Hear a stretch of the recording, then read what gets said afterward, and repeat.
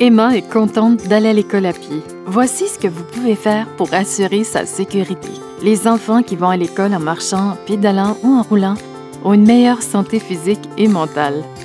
Mais saviez-vous qu'un enfant sur 4 seulement utilise le transport actif pour se rendre à l'école? Nous devons faciliter les déplacements sécuritaires des enfants dans nos collectivités. Au Canada, chaque année, les conducteurs tuent 16 enfants qui se déplacent à pied et 5 enfants en vélo. De plus, les conducteurs blessent 1300 enfants qui se déplacent à pied et 700 enfants en vélo.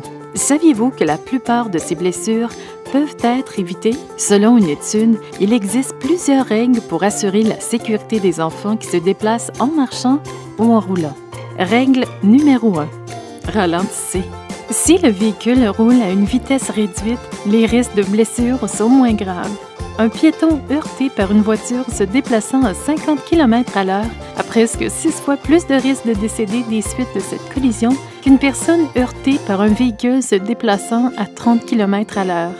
Les limites de vitesse étant généralement réduites dans les zones scolaires, les conducteurs ont plus de temps pour réagir et arrêter leur véhicule plus rapidement. Soyez particulièrement vigilants au début et à la fin des classes, au moment où les enfants se déplacent ou s'amusent. Si vous n'aimez pas le dos d'âne, sachez que ces dispositifs servent à sauver des vies.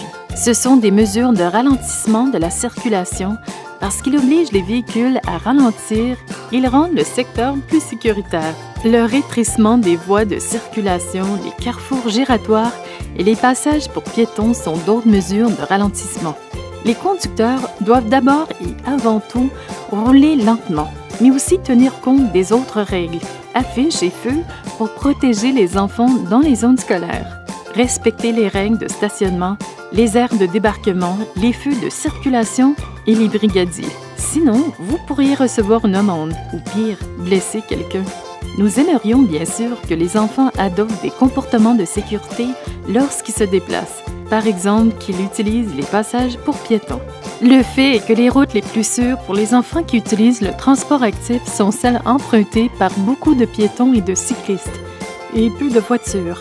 Veillez à protéger les enfants de votre collectivité en faisant de votre zone scolaire un endroit plus sécuritaire pour les élèves qui se déplacent en marchant, en pédalant ou en roulant.